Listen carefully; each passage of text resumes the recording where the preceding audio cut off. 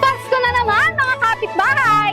At para mas maramdaman natin ang diwa ng Pasko, samahan nyo kaming sorpresahin ang mga Beeline employee! Last Christmas, I gave you my heart, but the very next day, you gave it away. Alright! Ngayong Pasko, magniningning ang Pilipino, san man sa mundo. Ikaw tanglaw ang liwanag mo. May mali! Ay, mali!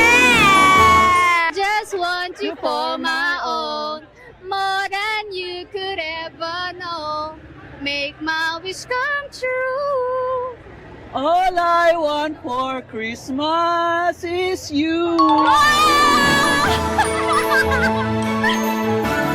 Salamat sa liwanag mo. Dilim?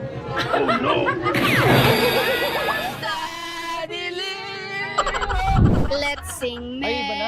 Merry Christmas and a Happy Holiday. This season may we never forget the love we have for Jesus. Thank you. Kaya ngayong Pasko, ang blessings ko'y kayo. Thank you, ang babait ninyo. Thank you! Last Christmas, I gave you my heart, but the very next day, You gave it away? yeah! Sa araw ng Pasko, ipakita sa mundo, pag-ibig sa isa't isa ang tunay na Regalo.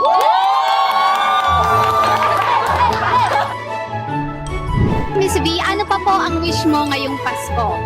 Ang wish ko na lang ngayong Pasko talaga ay magkaroon ng healthy na pangangatawan ang aking mga anak at asawa, pamilya. Ayan. Ang wish ko ng Pasko ay kasayahan, kapayapaan at ginhawa ng lahat ng mamamayang Pilipino at sa amin sa Beeline, success na pagninegosyo. Ini-invite namin kayo na pumunta, pasyalan ang Team Payaman Fair. Sa December 27 to 30 sa SMX Halls 1 to 4. Humigit kumulang na 100 influencer na darating po sa SMX, MOA, Pasay City.